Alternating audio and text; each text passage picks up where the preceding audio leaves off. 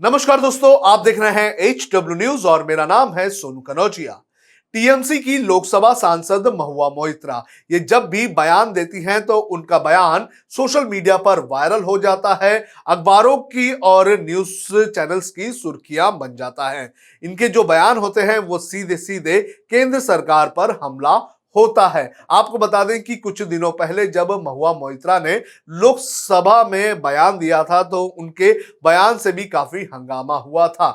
इतना हंगामा हुआ कि बीजेपी के सांसद की तरफ से महुआ मोइत्रा के खिलाफ विशेष अधिकार हनन का नोटिस भी दिया गया। लेकिन इस बार महुआ मोइत्रा अपने बयानों को लेकर सुर्खियों में नहीं है, बल्कि उनकी सुरक्षा को लेकर अब वो सवालों में है। आपको बता दें कि महुआ मोइत्रा ने सवाल उठाया है कि क्या उनके ऊपर नजर रखी जा रही है।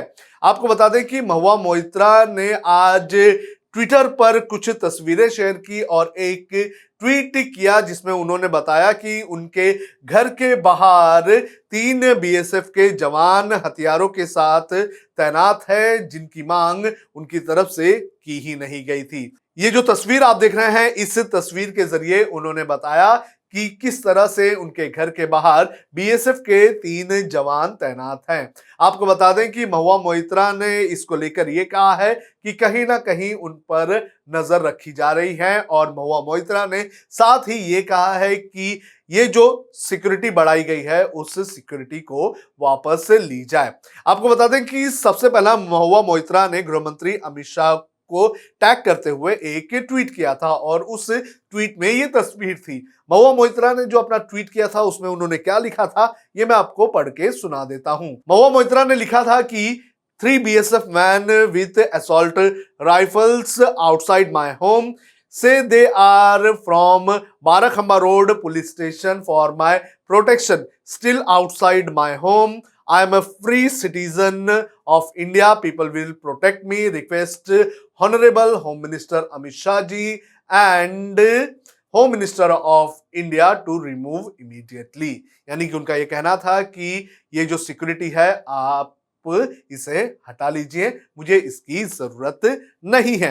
इसके अलावा आपको बता दें कि महुआ मोइत्रा की तरफ से दिल्ली पुलिस को भी एक खत लिखा गया है और वो खत आप आपकी स्क्रीन पर इस वक्त देख रहे हैं और इस खत के जरिए उन्होंने ये कहा है कि उनके ऊपर नजर रखने के जरिए हो सकता है कि ये सिक्योरिटी बढ़ाई गई होगी और साथ ही साथ उन्होंने इस खबर के जरिए इस सिक्योरिटी को वापस लेने की मांग भी की है।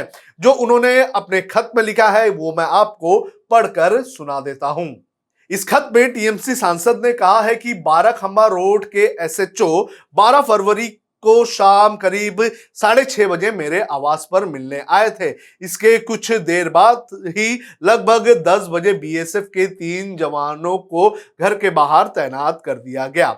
इसके आगे टीएमसी सांसद ने लिखा है कि इन सुरक्षा बलों के व्यवहार से लग रहा है कि वे मेरी मूवमेंट को नोट कर रहे हैं। इससे मुझे ऐसा लग रहा है कि मैं किसी तरह की निगरानी में हूं। इस देश के नागरिक होने के नाते निजता का अधिकार मेरा मौलिक अधिकार है। मैंने जब पता लगाया तो ये जानकारी मिली कि मेरी सुरक्षा के लिए बाराखंबा रोड ने इन आर्म्ड फोर्स को तैनात किया है।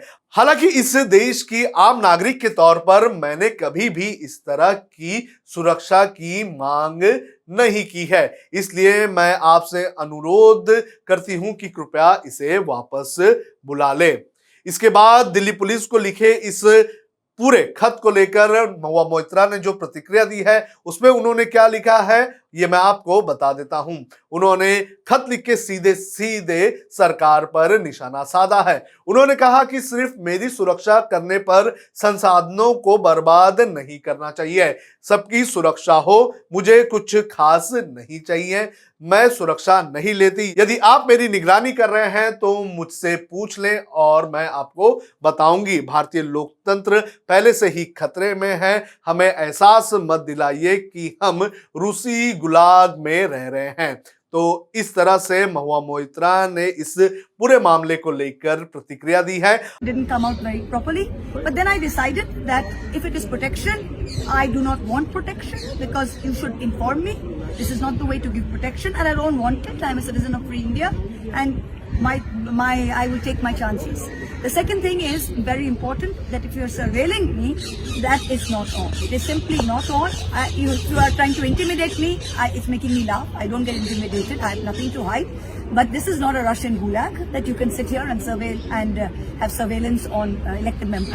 आपको बता दें कि पिछले कुछ दिनों से सोशल मीडिया पर महुआ मोइत्रा का जो बयान है लोकसभा का, वो बड़े पैमाने पर वायरल हो रहा है। और इस बयान में महुआ मोइत्रा ने पूर्व सीजेआई पर जमकर निशाना साधा था। आपको बता दें कि लोकसभा से इस बयान को हटा भी दिया गया है। मैं आपको सुनाता हूं कि क्या है महुआ मोइत्रा का वो बयान, जिसको लेकर पिछले कुछ वक्त से महुआ मोइत्रा सुर्खियों में बनी हुई है। Far too many of our fellow citizens today languish in jail or bear the burden of judicial and police harassment simply for asking questions of this government or choosing to voice an opinion on the state of affairs in our country.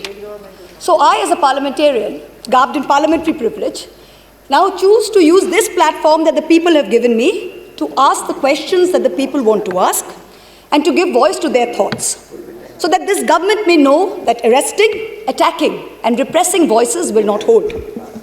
I trust my honourable colleagues on the treasury benches will not shout me down, that you, Mr. Honourable Chairman, sir, will let me speak for the entirety of my allotted time, and that Lok Sabha TV, paid for by taxpayers' money, will not turn the screens off.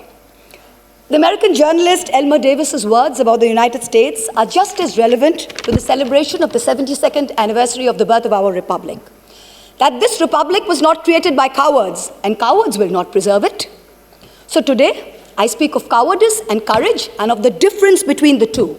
Of those cowards who hide behind the false bravado of authority, of power, of hate, of bigotry, of untruths, and dare to call it courage. After all, this government has turned propaganda and disinformation into a cottage industry, whose biggest success is the recasting of cowardice as courage. I will lay out various instances where this government has demonstrated courage. The government claims it has shown courage to bring in a law that questions on arbitrary parameters who is or who isn't an Indian.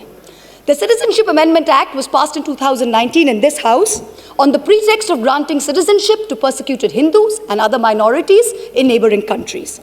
At the same time, it threw into an abyss of insecurity millions of Indians who had been living in this land for generations. But the rules by which this act will be implemented were not yet prepared by December 2020, according to the Ministry of Home Affairs. The deadline has yet again been extended till April 2020. If indeed this government cares so much for those persecuted in neighboring countries, why does it miss deadline after deadline to notify these rules? And meanwhile, very many of us have mustered the courage to tell the government, "Kagaz nahi dikhayenge." Trying to exert central influence over Shantiniketan, Tagore's haven, is not enough to change your colors. Only a small portion of Jana Gana Mana was adopted as our national anthem. I urge the government to read the rest of it.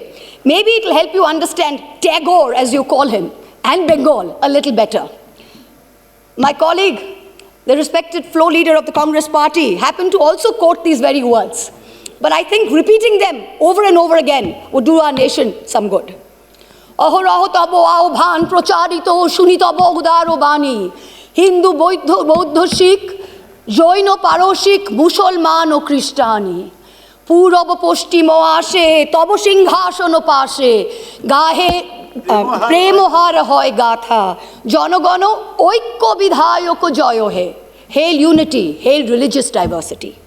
तो ये था महुआ मोइत्रा का वो बयान जिसको लेकर महुआ मोइत्रा सुर्खियों में बनी हुई थी, और अब महुआ मोइत्रा की सुर्खियों में बने रहने का कारण बना हुआ है उनके घर के बाहर तैनात बीएसएफ के 3 जवान।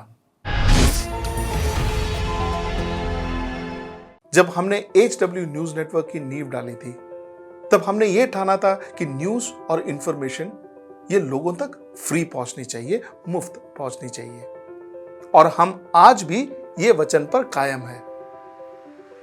पर जैसे आपको मालूम है, न्यूज चैनल चलाने के लिए पैसों की जरूरत है, तो हमको सबको न्यूज फ्री पहुंचाने के लिए कुछ मेंबर्स और कुछ सपोर्टर्स की जरूरत है। जी हाँ, मेरी आप सबसे गुजारिश कि आप सब HW न्यूज हिंदी की मेंबरशिप को ग्रहण करें। ये सदस्यता स्वैच्छिक है, यानी कि आप अपनी मर्जी के मुताबिक इसे ग्रहण कर सकते हैं, क्योंकि अगर आप इसे ग्रहण नहीं भी करते तब भी आपको HW न्यूज हिंदी के तमाम कार्यक्रम मिलते रहेंगे।